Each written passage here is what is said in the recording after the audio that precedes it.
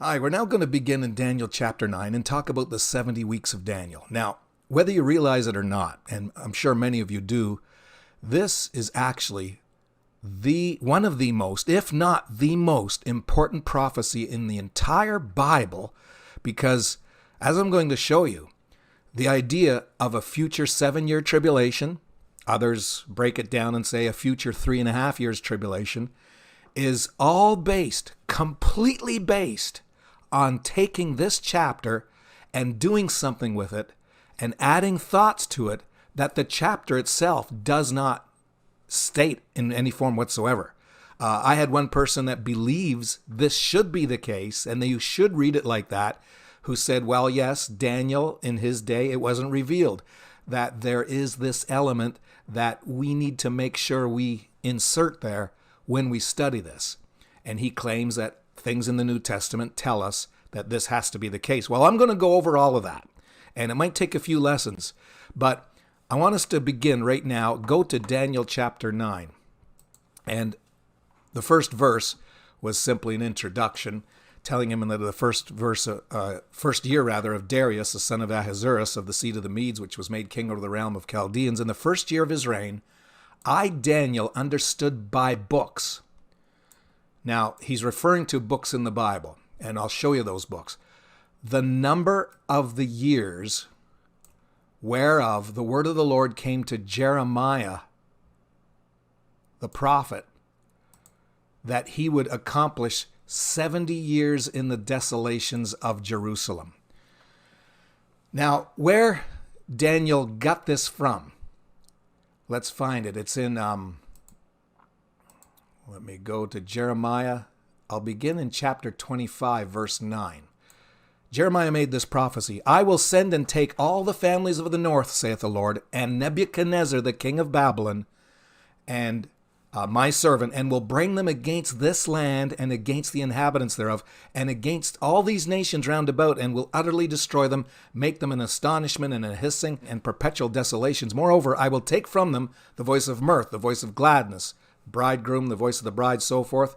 And this whole land shall be a desolation and an astonishment, and these nations shall serve the king of Babylon 70 years. So there you've got the very reference. Daniel said, I got it by books from Jeremiah the prophet, how many years that Jerusalem would be bound in Babylon, 70 years. And Daniel was actually coming to the end of that period. But then go to 2 Chronicles chapter 36 and 21. Read verse 20. Them that had escaped from the sword carried away to Babylon, where they were servants to him and his sons until the reign of the kingdom of Persia. To fulfill the word of the Lord by the mouth of Jeremiah, there he's quoting Jeremiah now in 2 Chronicles 36, until the land had enjoyed her Sabbaths. For as long as she lay desolate, she kept Sabbath to fulfill 70 years, 70 years. Now, that's why it was 70 years they were going to be held captive in Babylon. A Sabbath year is every 7 years. And then every 50th year, which would give you 7 times 7, brings you to 49, so you've got 7 Sabbaths. And after the 7th Sabbath, take another one, and then you have the 50th year. That was also a year of rest that they had to give to the land. As man rested on the 7th day, they had to let the land rest every 7th year. They weren't able to work the crops. They weren't able to work their gardens and so forth. And so, obviously, over a span of about 490 years or so, 70 Sabbaths were violated, and God said, I'm going to make up for that for the land. As long as she lay desolate, she's going to be able to keep her Sabbath and rest. So it's going to be 70 years. You're going to be in captivity. So I'm going to allow the land to rest. Now, Daniel is praying at this point in time. He said, I set my face unto the Lord to seek God by prayers and supplications, with fasting and sackcloth and ashes and so forth. And God had actually told them to do that, to repent of their sin. And this is what Daniel was doing. He was repenting for the sake of Israel and Jerusalem, because he was in Babylon at the end of this 70-year period. He knew the 70 years were coming to an end. So he started seeking God. And he said, I was making my confession. And he said, Lord, you keep the covenant and mercy to them that love him and keep his commandments. We have sinned. The poor guy, he's repenting for this whole nation, that wicked nation. What a heart Daniel had. And he says, we haven't hearkened to your servants, the prophets. He's just repenting. And then when we keep going down, and then verse 20, while I was speaking and praying, confessing my sin and the sin of my people Israel, I was presenting my supplication before the Lord God for the holy mountain of my God. While I was speaking, the man Gabriel, whom I had seen in a vision at the beginning, being caused swiftly to fly, touched me about the time of the evening oblation. You know, a time of a sacrifice. It's interesting when God did this. And he said, Daniel, I'm now coming to give thee skill and understanding. He said, when you began your supplications, the commandment came forth, and I'm come to show you. As soon as you started praying, God told me to go. And you're greatly beloved. By the way, John was greatly beloved too in the book of Revelation. Then he begins. Here, I want you to understand the vision. God's got a message. While you're praying about the 70-year captivity that's coming to an end, well, there's another series of years that are ahead of you after you come out of here. 70 weeks are determined upon thy people and upon thy holy city. Now, these aren't weeks of days. In fact, this isn't a week as you think it is. In the actual Hebrew, it doesn't say 7 days. When we look in our English dictionary for week, we see 7 days. Well, it's not even 7 days in the Hebrew. It's sevens. You know how 12 eggs are called a dozen? 2 of anything is called a pair. Well, it's 77s are determined upon your people. It didn't say if they were days or years. It just said seven somethings, units of some kind. And the English word would be heptad. You've got 2 for a pair, 3 a trio, 12 a dozen. Well, a 7 is called a heptad, Heptad. And so 70 heptads, 77s are determined upon thy people. Notice, it's on Daniel's people, the Jews, the Israelites, and upon thy holy city, Jerusalem. So these 77s, whether they're years or days or whatever, they're upon Israel and the holy city, Jerusalem. And it's to finish a transgression. Now, verse 24 tells us there's 6 things going to happen in this period of 77s. Now, let me pause for a moment and say it's probably years. It was 77s of years. Every 7th year was a Sabbath. Get 70 of them, you get 70 Sabbaths. So the units are years. And altogether, 70 Sabbaths, because each one is a 7th year apart, would make 490 years. And 6 things would happen in these next stretch of 490 years. Finish the transgression, make an end to sins, make reconciliation for iniquity, bring in everlasting righteousness, seal up the vision and prophecy, and anoint the most holy.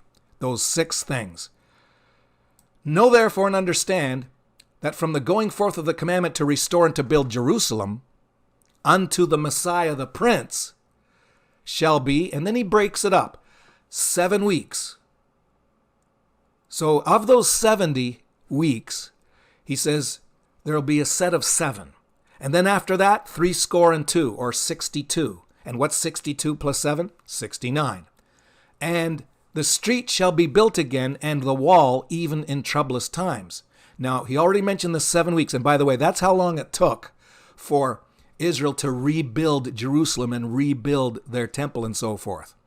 It took 7 times 7. 7 weeks would be 49 years. And then from that point to the Messiah the Prince,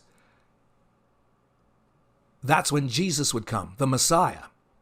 After 62 weeks shall Messiah be cut off. So he already mentioned the 7. So then after the 7 and then after the 62, 62, Messiah would be cut off, but not for himself. And being cut off means killed. It just means losing your life, cut off unexpectedly. And Jesus, of course, died as a young man, 33 years old. He was cut off. His life was cut short, but not for himself. And that's beautiful because we all know when Jesus died, he died at a young age. It wasn't for himself. It was for you and me, for our sins. And then it says, the people of the prince that shall come So then after he talks about the Messiah, he then talks about a certain people. And then he describes these people being of the prince that shall come. So the prince that shall come is not even a secondary issue, it's a third issue. And the secondary issue is the people. And this people of the prince that shall come shall destroy the city and the sanctuary. So that's Jerusalem and the temple. And the end thereof shall be with a flood, and unto the end of the war desolations are determined. And then it says, he shall confirm the covenant with many for 1 week. Now there's the last week of the 70. You got the 7 plus the 62, which is 69, and then one more week would be the 70th, the final one. And a certain he would confirm a covenant with many for 1 week, that last 7 years. So now that we've outlined the 70 weeks, that it's divided into 3 sections, the 7, 62, and then 1. 7 plus 62 is 69, plus 1 is 70. Now we're going to get into the big, huge, gigantically huge issue that separates major viewpoints of prophecy so that you can judge for yourself which is the correct one and which is a fabrication of men's imaginations. You'll be surprised at comparing why people believe what they do with what other people believe what they do, all based on how they handle Daniel chapter 9, 70 weeks. Watch the next lesson.